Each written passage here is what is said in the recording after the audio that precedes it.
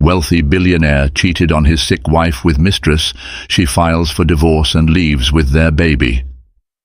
In a world where wealth and glamour often overshadow pain and loyalty, Adrian Lockwood's soaring empire was a testament to power, yet behind the polished veneer lay a brewing storm of betrayal and heartbreak. His wife, Catherine, beloved by many for her grace and kindness, suffered in silence from a life-threatening illness. Little did she know, as her health dwindled, her husband's wandering heart found dangerous solace in the arms of a cunning mistress. This tale unravels an emotional whirlwind, secrets, lies, and unimaginable twists, leading to a reckoning that changes their lives forever. Welcome, dear listeners, to a saga of love tested beyond its breaking point. Adrian Lockwood was born into privilege and possibility, the second child of Bernard Lockwood, a titan of the tech industry. The Lockwood name carried an aura of prestige across New York's lofty business circles. Tall, confident, and magnetically handsome, Adrian grew up believing that the world bent to his will. As a boy, he learned chess from grandmasters and ate caviar at diplomatic dinners, experiences that instilled in him a thirst for victory in every arena of life.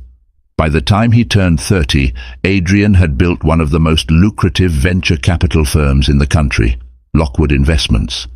It was an empire funded by old money, but propelled forward by Adrian's shrewd instincts and relentless pursuit of growth. The parties he hosted at his East Hampton estate dazzled the upper crust. Hollywood celebrities and Fortune 500 executives mingled under fairy lights and drank champagne from fluted glasses engraved with the Lockwood crest. To onlookers, Adrian seemed unstoppable, blessed by every good fortune life could offer. What the world outside never saw was the private man behind the confident smile. Though smooth in business, Adrian wrestled with perpetual dissatisfaction in his personal life.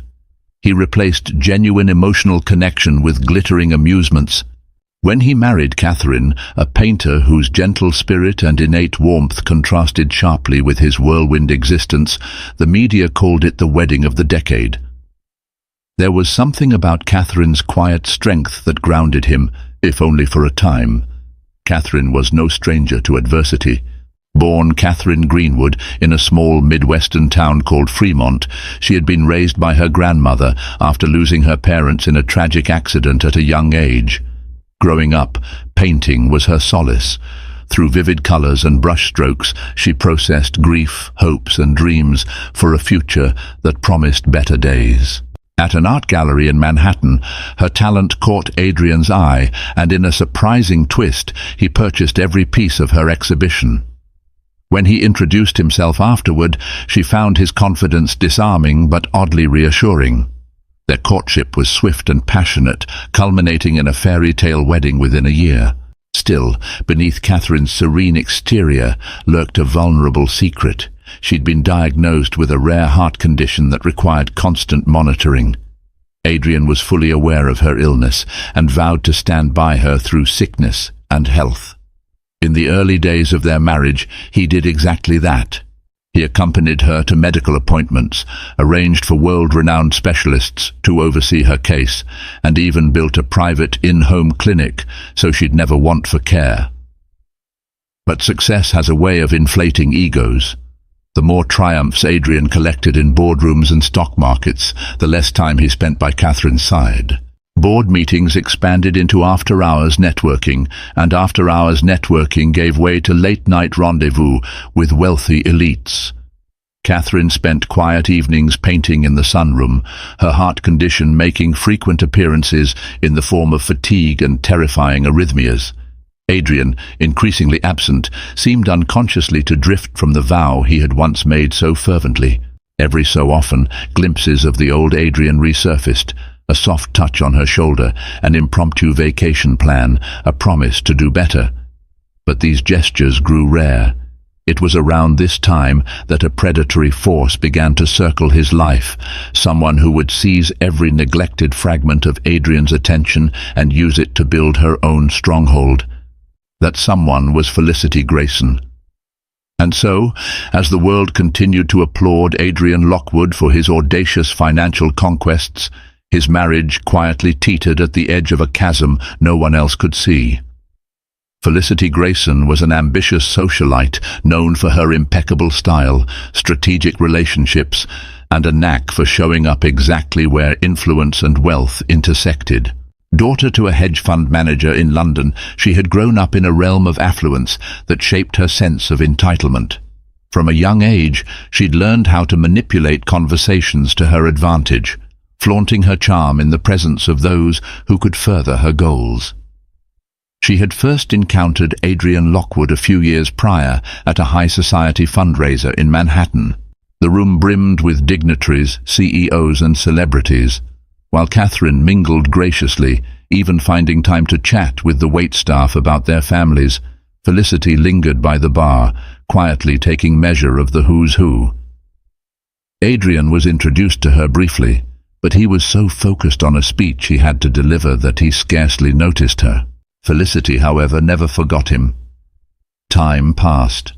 Adrian and Felicity's paths occasionally crossed at philanthropic events, charity auctions, or the exclusive Hampton soirees, where old money rubbed shoulders with new. Each time, Felicity edged a little closer into Adrian's circle, utilizing her connections to Adrian's acquaintances. She was never pushy, just alluring enough to stay relevant. While Adrian would nod politely and make small talk, Catherine, unthreatened, was often too busy greeting guests or conversing about her new painting series. As Adrian's star ascended, Felicity plotted her approach. After all, she was an expert observer. She took note of Catherine's health struggles, the faint trembling hands, the subtle shortness of breath, the occasional references to doctors and treatments. Felicity recognized a crack in the seemingly perfect marriage and bided her time. Her aim was not love, she never truly believed in that, but power and the satisfaction of winning a coveted prize. Months turned into years, and Felicity continued to attend every possible event Adrian might be at. She latched onto mutual associates like Jessica Carter, a prominent PR executive who often handled Adrian's press statements, or Michael Donovan, a real estate mogul who regularly dealt with Lockwood Investments. By keeping close to them, Felicity ensured she'd hear about Adrian's business trips and philanthropic endeavors. She strategically bumped into him at an overseas conference in Geneva, where her father's hedge fund had a vested interest. Their passing hellos turned into longer chats over coffee in the lobby, then dinners among larger groups. Felicity never overstepped. She simply made sure she was present, interesting, and, above all, available.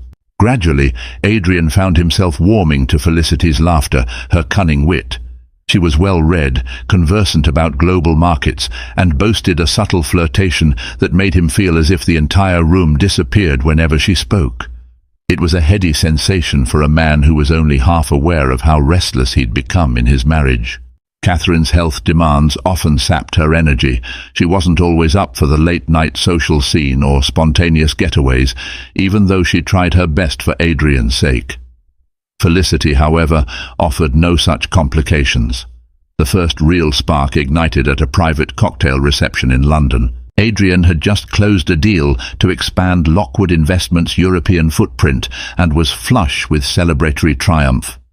Felicity, in a midnight blue gown, found him alone on the balcony. The hush of night enveloped them, and the city lights flickered below. Under the guise of congratulating him, she placed a delicate hand on his arm. In the gentle pressure of her touch, he sensed an invitation, one that whispered, "I can give you the excitement you're missing." That was the moment their relationship shifted from polite acquaintances to a flirtation that held the potential to unleash chaos.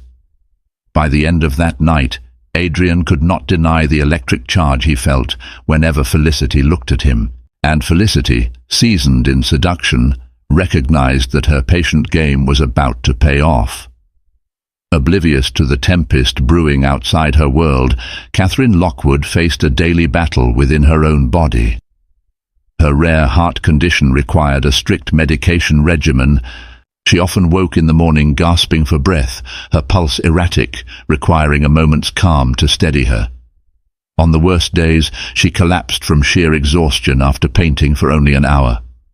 Her medical team, led by Dr. Rosemary Clark, visited the Lockwood penthouse frequently to monitor Catherine's condition.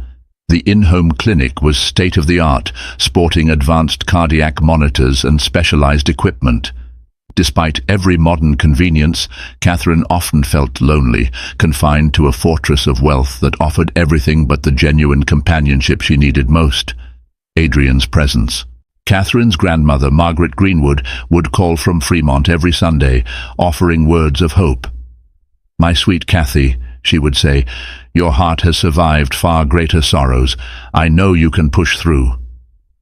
These conversations gave Catherine the strength to endure, yet her nights were marked by an ache for the simpler life she'd once known, away from paparazzi and endless charity engagements.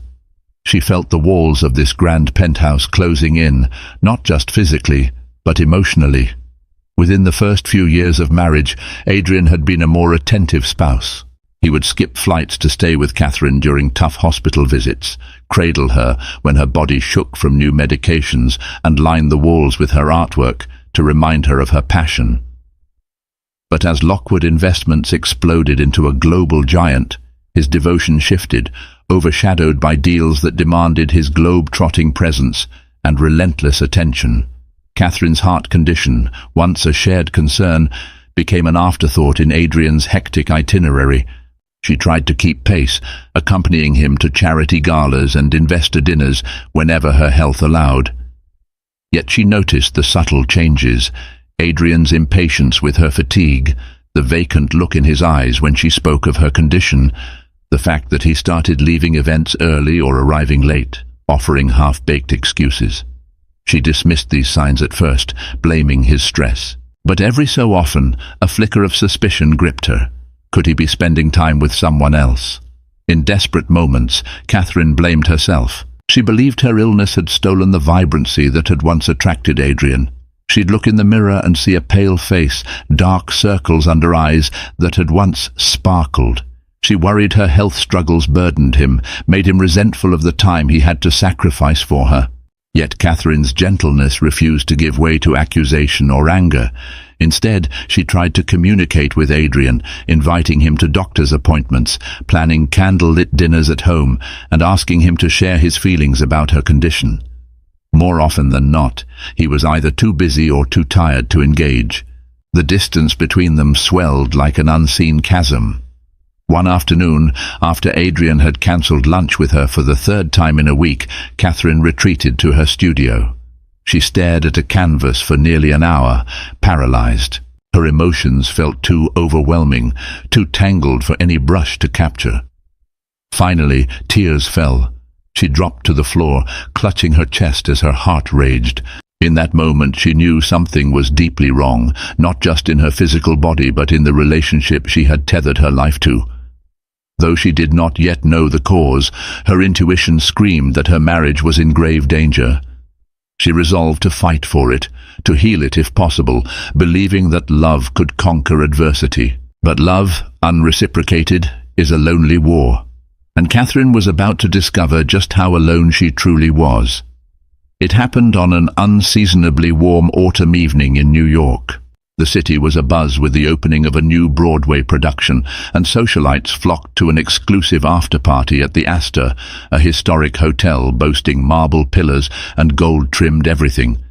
Adrian, freshly returned from a triumphant meeting in Singapore, had promised Catherine he'd attend a specialist appointment that afternoon.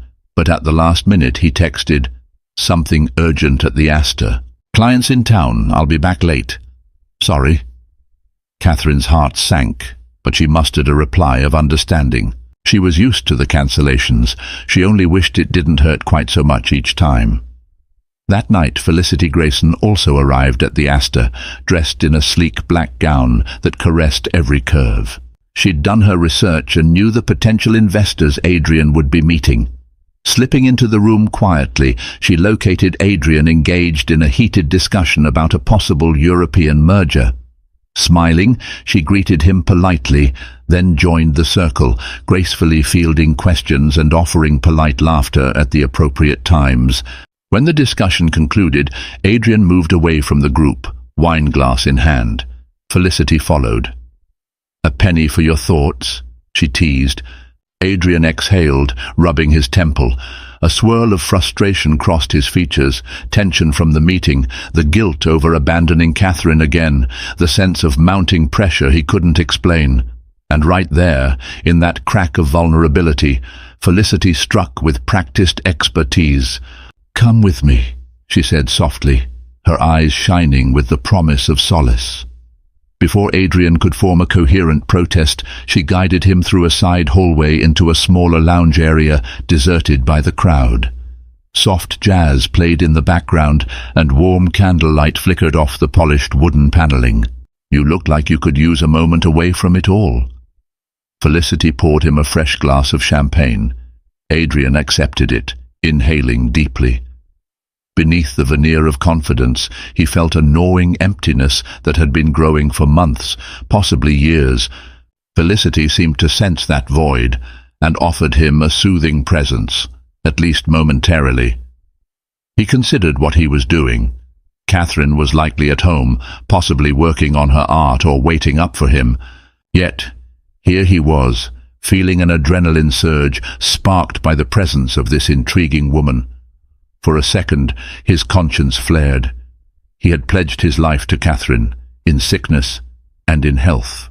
But the memory of her fragile figure battling constant medical issues clashed with the exhilarating reality of standing next to a vivacious, unencumbered woman who looked at him like he was her entire world. He didn't resist when Felicity inched closer. The conversation flowed freely, peppered with flirtation and confessions of how lonely and misunderstood they both felt. Adrian's tension loosened, replaced by a dangerous sense of comfort. Around midnight, emboldened by champagne and stifled desires, he kissed her, tentatively at first, then with a passion that startled them both.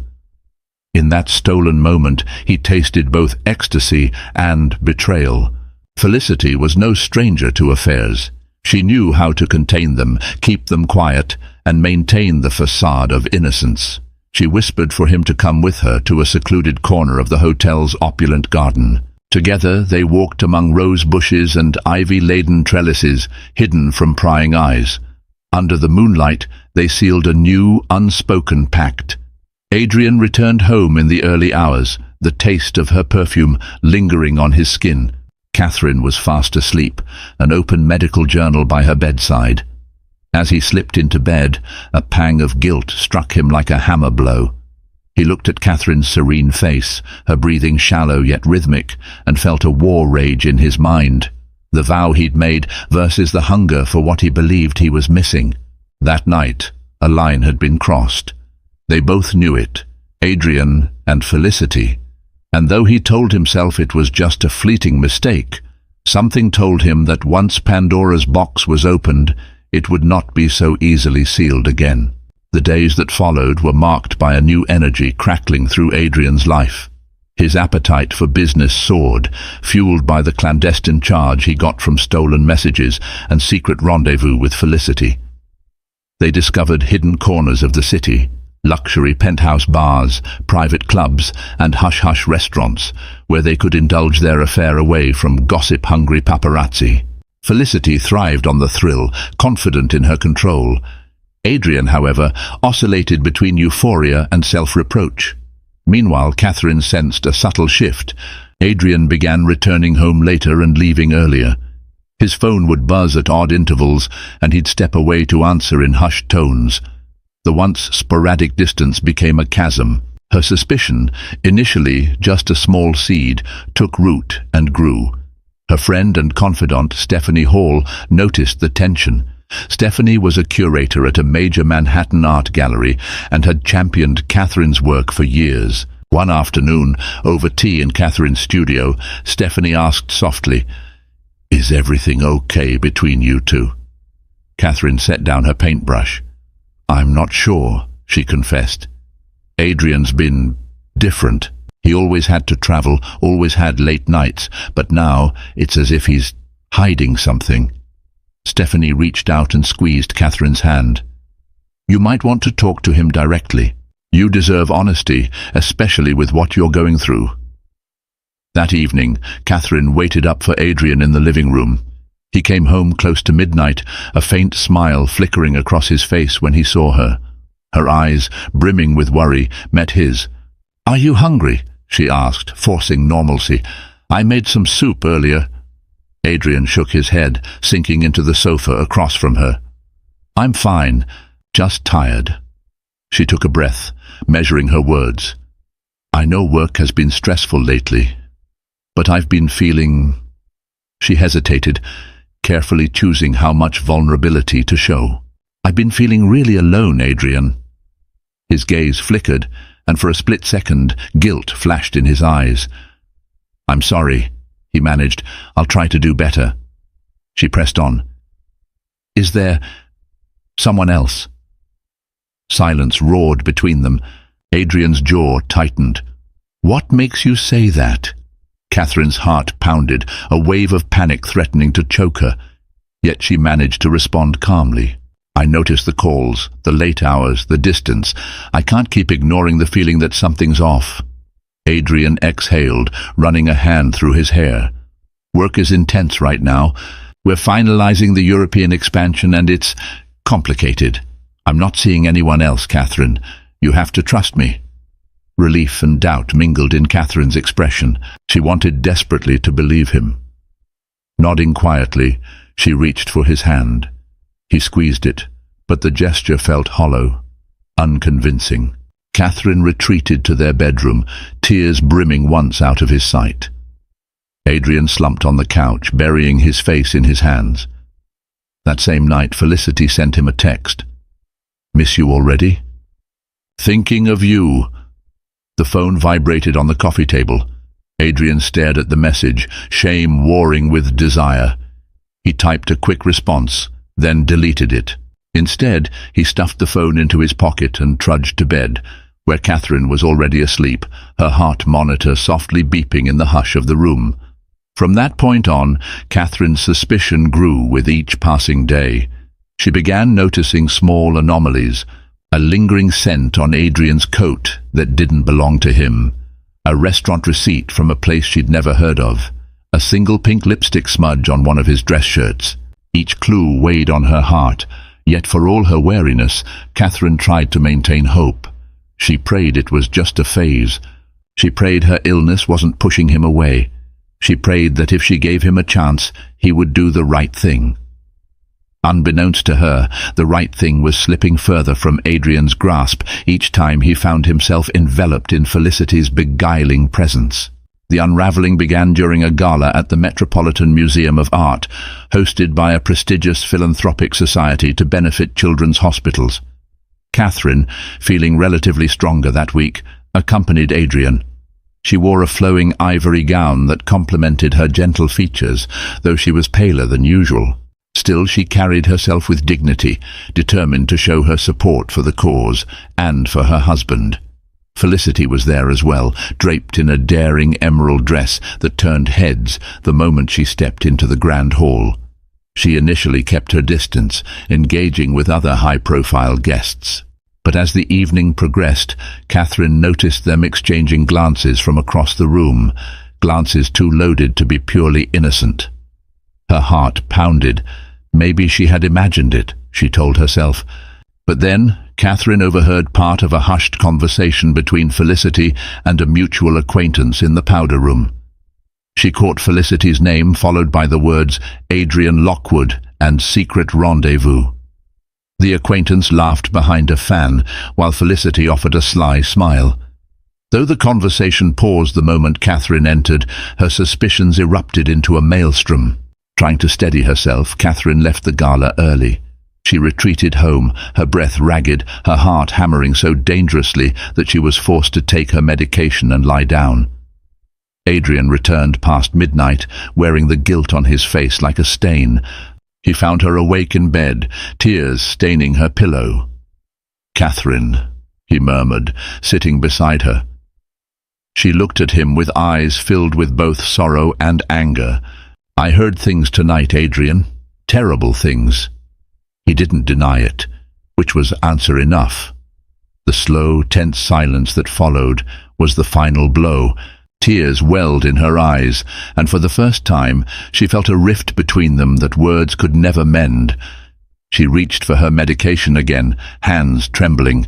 "It's Felicity, isn't it?" Catherine's voice trembled. "Tell me the truth."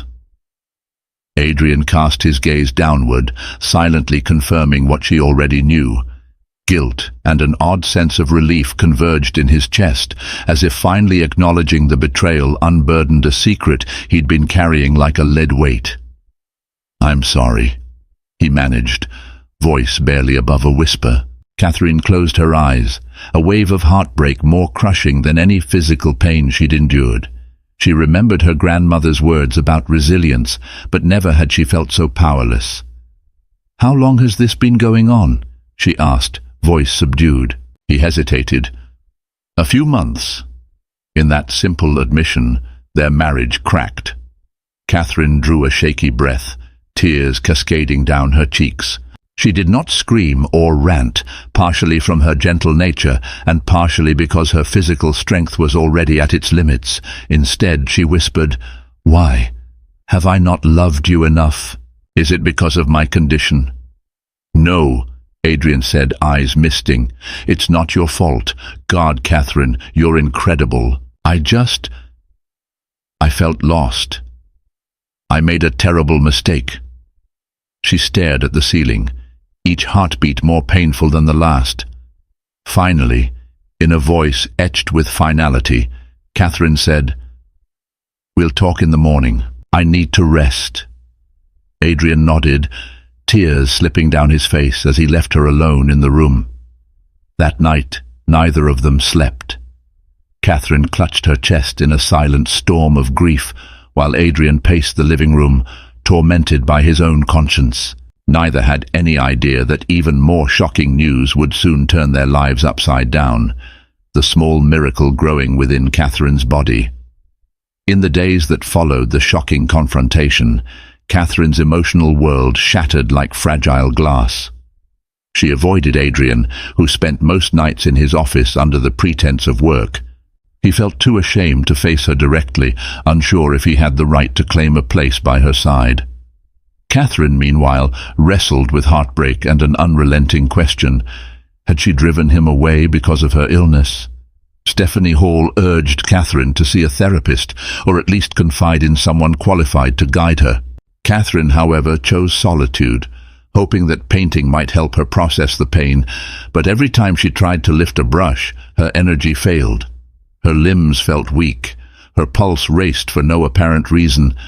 Assuming it was stress from the betrayal, she increased her heart medication dosage and tried to rest. One afternoon, she experienced a dizzy spell so severe that she collapsed in her studio.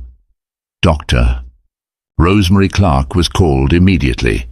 Hooking Catherine up to a portable EKG, Dr. Clark checked her vitals. Something else caught her attention, an anomaly in Catherine's hormonal panel from a routine blood test taken the previous week. Dr. Clark requested a quick follow-up test. Catherine agreed, though she was too disoriented to question why. A few hours later, Dr. Clark returned with news that would change everything. Catherine was pregnant. Shock warred with a flutter of guarded hope.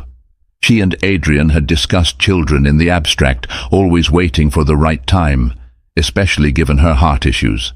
The likelihood of conceiving was low, and if she did conceive, the pregnancy would be high risk. But here it was, a life stirring within her, against all odds. The potential complications loomed. A high-risk pregnancy could aggravate Catherine's heart condition, placing both her and the baby in danger. Yet, amid her heartbreak, a spark of happiness emerged. She was going to be a mother. She had dreamed of that possibility her entire life, albeit in better circumstances. When Adrian arrived home that evening, Catherine was seated in the living room, her hand absently resting on her abdomen. Though their relationship was in tatters, she felt it necessary to tell him. He entered, exhaustion etched into his face. "I have something to share," Catherine began, voice trembling. Adrian looked at her with wary eyes, bracing for more accusations or pleas. She took a breath. "I'm pregnant." He froze, the gravity of her words sinking in. "Pregnant?" he repeated, almost in disbelief. His eyes flickered from her face to her hands clasped around her stomach. A flurry of emotions crossed his expression: wonder, fear, guilt, and something akin to joy. Catherine expected him to be happy, or at least supportive, but she could see torment in his eyes. "Are you certain?" he whispered. She nodded, tears brimming. "Dr. Clark confirmed it. I'm about 6 weeks along. It's risky. For me. But I want to keep this baby, Adrian." Adrian's mind spun with conflicting thoughts. He recalled Felicity's texts, the passionate nights they'd stolen, the lies he'd told Catherine. And now, here was a chance for a family. A wave of regret threatened to drown him. He kneeled beside her, gently taking her hands. "Catherine, I'm so sorry for everything. You have no idea how sorry I am." She stiffened. "I don't know if apologies can fix us, but I do know this baby deserves better." He nodded, tears in his eyes. He made a vow right there to end his affair, to focus on his wife and unborn child. He even typed out a breakup text to Felicity, telling her they were done. He promised Catherine that he would cut off all communication, that he would be by her side. And for a few fleeting days, it seemed he genuinely intended to keep his word. But Felicity Grayson was not a woman to be discarded so easily. She had her own plans that would pull Adrian back into her orbit, shaking Catherine's world once again. The day after Adrian resolved to end things with Felicity, he discovered just how tangled his life had become. Felicity appeared at his office unannounced, gliding past the reception desk with the confidence of someone who owned the place. Adrian's assistant, Joseph Moore, tried to intervene, but Felicity's imperious gaze hushed him. Adrian looked up from his desk to see her standing in the doorway, fury and hurt blazing in her eyes. "Why are you ignoring my calls?" she demanded, stepping into his private office. He steeled himself. "Felicity, this can't continue. I'm sorry if I led you on." "If?" she shot back, voice trembling with barely contained outrage. "We've been intimately involved for months, Adrian. You think you can just walk away and that's that?" He sighed, desperation clawing at him. "Catherine is pregnant. I have to be there for her, for our child." The mention of Catherine's pregnancy drew a scornful laugh from Felicity. "You think you can toss me aside because your wife is suddenly more convenient? Do you have any idea how humiliating this is for me?" She paced the office, long fingernails digging into her palm. "I gave you everything. I made you feel alive again. And now you're done with me?" Adrian stood, trying to maintain composure. "I can't continue living like this. I have a responsibility to my family." "That's exactly what this is, isn't it? A matter of responsibility, not love." Felicity's voice dripped with bitterness. "You're choosing her, not because you love her, but because you feel obligated by her condition and this pregnancy." He didn't deny it. He couldn't articulate the tangle of guilt, pity, and lingering affection that fueled his decision.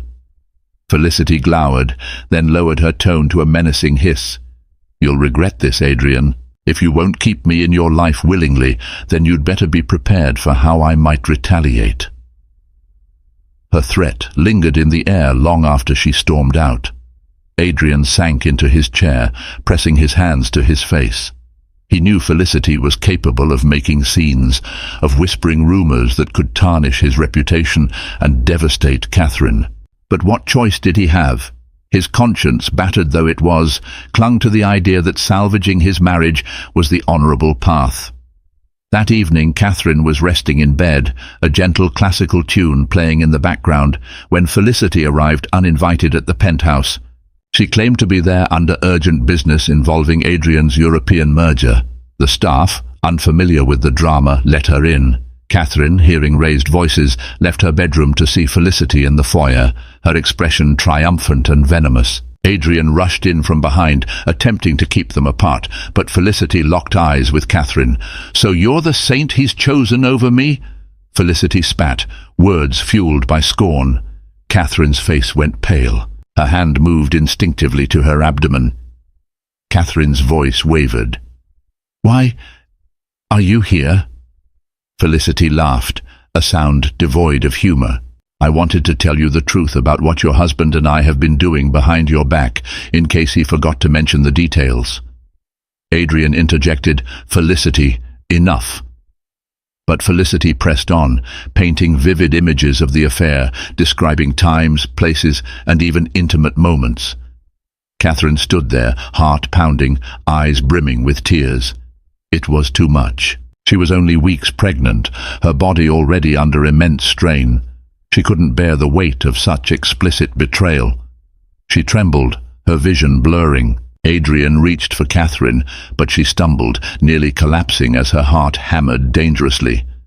Dr. Clark had warned them about undue stress, the risk of her collapsing, or worse, if her condition spiked. Panicked, Adrian scooped her into his arms, shouting for help from the penthouse medical staff. In the chaos, Felicity slipped away. Her message delivered, she had no intention of dealing with the fallout. She left behind a wife trembling on the edge of a health crisis, and a husband forced to confront the devastation of his own making. Catherine recovered slowly over the next few days, but her heart condition took a serious turn. Dr. Clark insisted that she avoid any further emotional trauma, warning that stress hormones could trigger arrhythmias dangerous to both her and the baby. Adrian hovered around her, anxiety etched on his face, offering apologies and care. But Catherine's trust was shattered. While in bed, Catherine made a quiet resolution. She could not continue in a marriage steeped in betrayal. She could not endure the agony of worrying if Adrian's next business trip was merely another rendezvous. She had to think of the baby growing inside her, a life that deserved stability and love, untainted by lies. One morning, Catherine asked Stephanie Hall to contact a reputable family lawyer. Within days, a seasoned attorney named Harriet Saunders came to the penthouse. She was a middle-aged woman with a calm demeanor and a sharp intellect. Catherine explained her situation, her voice trembling as she recounted the affair, the heartbreak, and her precarious health. Harriet listened intently, occasionally jotting down notes. She gently explained Catherine's rights, how the division of assets might work, and the steps to ensure child support. Catherine never cared about the vast fortune Adrian had accumulated, nor the luxurious lifestyle she had become accustomed to. She wanted only her freedom from a man who'd broken her heart, and to protect her child from future turmoil. The divorce papers were drafted in a matter of days. Catherine insisted on simplicity. No ugly fight if it could be avoided.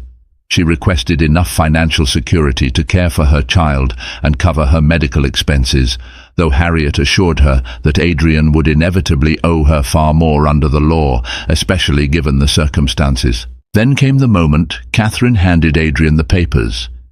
He was in the makeshift nursery, a room Catherine had started decorating with soft pastel paintings. He stood there, gazing at a half-painted mural of teddy bears floating on clouds, his expression a mixture of sadness and longing. She approached quietly, manila folder in hand. "Adrian," she said, voice calm but resolute, "this is over." He turned, eyes clouded with grief. "Catherine, please don't do this. I'm ending things with Felicity. It's all over. I want to be here for you and the baby." Catherine's chin quivered.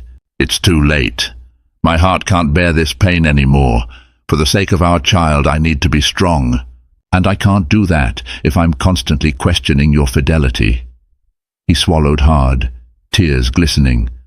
"I made the biggest mistake of my life, but I swear I'll spend the rest of my days making it up to you." She shook her head slowly. "Some betrayals can't be undone, Adrian. It's not just about the affair. It's about the trust that's gone, and my health that's at risk. I need peace, real peace, to raise our baby." Handing him the folder, she whispered, "Please sign them. Let's not drag this through a public court. I don't want the headlines. I just want out."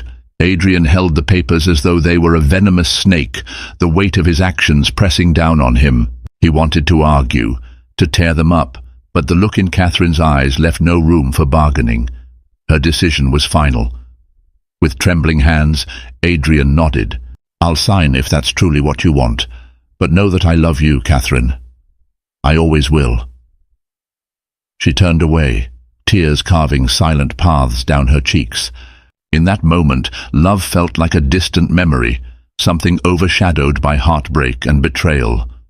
Catherine clenched her jaw, steadied herself, and walked away, determined that her future, however uncertain, would not be shackled by the past. Catherine packed her essentials over the following week, determined to leave the penthouse that had once symbolized love and security. She arranged for her grandmother's house in Fremont to be her sanctuary for the remainder of the pregnancy.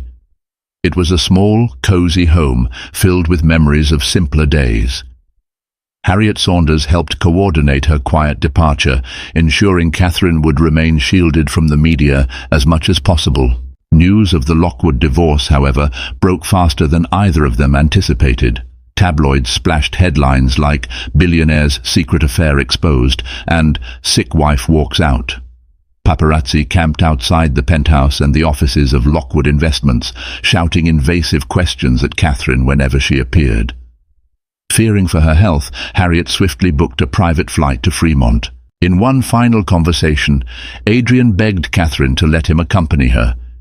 He yearned to be part of the child's life, to support her medical needs, to prove in some small way that he could be there for them. But Catherine, gently yet firmly, refused. "I need to focus on my health and our baby," she said. "This is something I have to do on my own right now." Adrian, crushed, nodded. He watched her leave with tears that refused to stop flowing. A swirl of regret, self-loathing and heartbreak battered him as he stood in the empty foyer. Felicity Grayson was nowhere in sight. She had vanished into the shadows once her game was lost, leaving Adrian to face the media storm and a hollow life in the penthouse. For the first time he recognized that all the money, all the success, meant little without the love he'd so carelessly betrayed. Once in Fremont, Catherine found solace in the familiar creak of old floorboards and the scent of homemade apple pie that her grandmother baked. Days passed quietly, each breath feeling a fraction lighter as she distanced herself from New York's chaos. She continued to see Dr. Clark via telehealth sessions and consulted a local obstetrician who specialized in high-risk pregnancies. The child growing within her became her guiding light, a reminder that love, while damaged in one place, could flourish anew in another. Little by little, Catherine regained her strength. She began painting again, soft, hopeful pieces of a mother cradling an infant in a flower-strewn meadow. While her heart condition remained a constant worry, the slower pace of life and the unconditional support of her grandmother seemed to stabilize her health. Stephanie Hall called often, updating her on the New York art scene, encouraging Catherine to plan a comeback gallery show once the baby was born. Catherine found herself smiling, imagining a future in which she and her child stood side by side, free from heartbreak. The divorce proceedings moved forward smoothly as Adrian chose not to contest anything. He granted Catherine the bulk of the settlement she requested, including child support that would be placed in a trust. He also arranged for top cardiologists to be on standby near Fremont, secretly footing the bill despite Catherine's protestations. He knew it was a small gesture compared to the damage he had caused, but it was all he could do now. Catherine never dissuaded Adrian from seeing the baby once born. She believed children deserved the love of both parents if possible, yet she made it clear their marriage was over. She wanted to live free from the web of lies and the emotional toll they extracted. Adrian, despite the ache in his chest, agreed to respect her boundaries. In the hush of Fremont nights, Catherine would rest her hand on her belly, feeling the baby's gentle kicks. A mixture of sadness and hope filled her. She had lost one life and gained another, all in the span of a tumultuous few months. For now, she resolved, that was enough. She and her baby would forge a new dawn, one painted with the vibrant hues of resilience and promise. Months slipped by in Fremont as Catherine's pregnancy progressed. Each trimester brought new challenges, especially with her heart condition, but also renewed determination. The local obstetrician, Dr. Patel, was kind and thorough, carefully monitoring her vitals at every stage. Harriet Saunders visited once, delivering final updates on the divorce settlement. Everything was nearly wrapped up, requiring only official signatures. Catherine thanked Harriet with a soft smile, expressing relief that the legal ties to Adrian were almost severed. Throughout this period, Adrian wrote heartfelt letters to Catherine, apologies, updates, and random musings about how he was rethinking his life. He no longer travelled as frequently, delegating responsibilities at Lockwood Investments so he could reflect on his failures.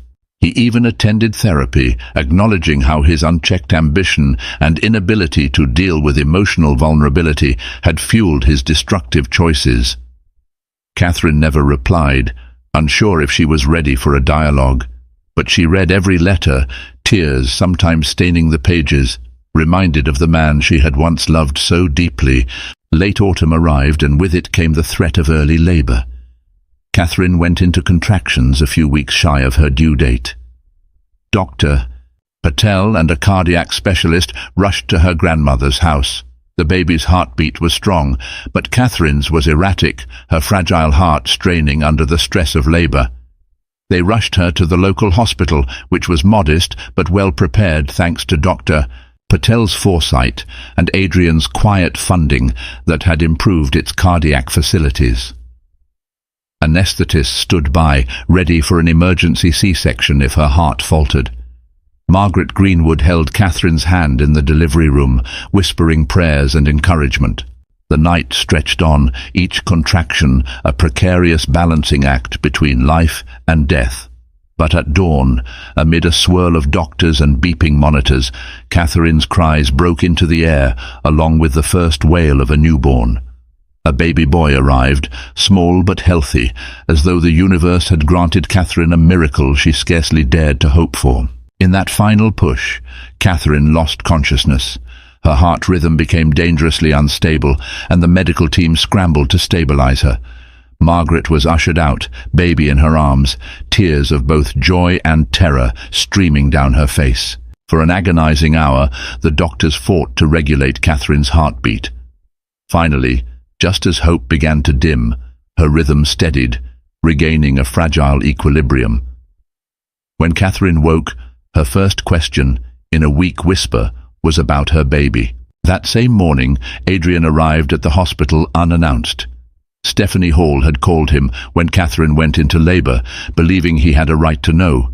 He rushed from New York by helicopter, ignoring potential media speculation. Outside Catherine's room, he quietly spoke to Dr. Patel, who updated him on the precarious situation. Adrian's heart clenched when he learned just how close Catherine had come to slipping away. After receiving permission, he stepped inside the dimly lit room. Catherine lay in bed, pale, her eyes fluttering with exhaustion. Margaret was by her side, cradling the tiny infant. A nurse adjusted IV lines and monitors that beeped softly, while another stood by with medication. Margaret glanced at Adrian, tension brewing as she recalled how deeply he had hurt her granddaughter. But Catherine opened her eyes at the sound of footsteps and saw him standing there, tears brimming in his eyes. Her gaze flickered down to the baby in Margaret's arms, a silent nod granting permission for Adrian to approach. Adrian took measured steps toward the bed, each one feeling like a trespass. His voice trembled. "Catherine, are you okay?"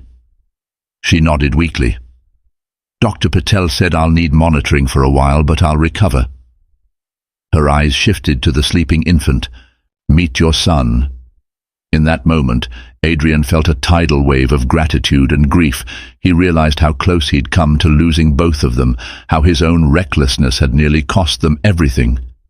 He carefully reached for the baby, eyes filling with tears as he cradled the tiny bundle.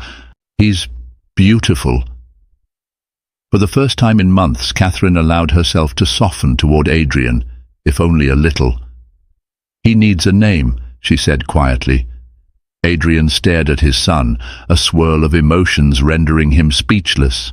Before he could suggest one, Margaret piped in, "Catherine wanted to name him Ethan, after her grandfather, who was the gentlest soul I ever knew." Adrian nodded, tears escaping his eyes. "Ethan Lockwood," he whispered, pressing a tender kiss to the baby's brow. Though Catherine was physically and emotionally spent, she felt a profound sense of relief at hearing the name. A wave of tenderness washed over her as she watched Adrian hold their newborn son. There were still walls between them, tall ones built by betrayal, but in that fleeting instant they shared a bond unbreakable by any divorce decree. They were Ethan's parents. Later, after Margaret took the baby to the nursery, Catherine and Adrian sat in silence. She was propped up by pillows, an IV line in her arm, her face etched with exhaustion. Adrian, perched on a chair, looked at her with pleading eyes. "Catherine, I know I have no right to ask for your forgiveness, and I won't ask you to change your mind about the divorce. But please, allow me to be part of Ethan's life. Let me support you both, however I can." Catherine's gaze drifted to the window, where the morning sun cast a gentle glow. "I would never deny Ethan his father," she whispered. "But I need time, Adrian. My heart needs time, if it ever chooses to heal." She paused, turning back to him. "I don't want to talk about us right now. All my energy must go into getting stronger and caring for Ethan." Adrian nodded, relief and sorrow dancing in his expression. "I understand. Thank you for letting me be here." She closed her eyes, tears slipping down her cheeks. A fragile truce had settled between them, one built on shared responsibility and the unconditional love they already felt for their son. Outside, the hospital corridors bustled with the everyday hum of life. Inside that quiet room, two broken hearts found a moment of peace in the presence of new life. Thank you for joining me on this intense journey of heartbreak, resilience, and hope. Catherine's fight for self-worth and her fierce commitment to her child show that no matter how dark the storm, we can find the strength to start anew. Betrayal may have torn her world apart, but love, pure and unselfish, lit a path toward healing. Adrian's choices led him down a road of regret, reminding us that some lessons come at a price too high to ignore. Now, a new dawn emerges for both, each step forward shaped by courage and hard-earned wisdom. If this story moved you, please take a moment to like, share and subscribe to this channel. Your support means the world to us, and by sharing, you help others discover these heartfelt stories. Stay tuned for more emotional tales that explore the depth of love, loss, and redemption. Thank you for watching.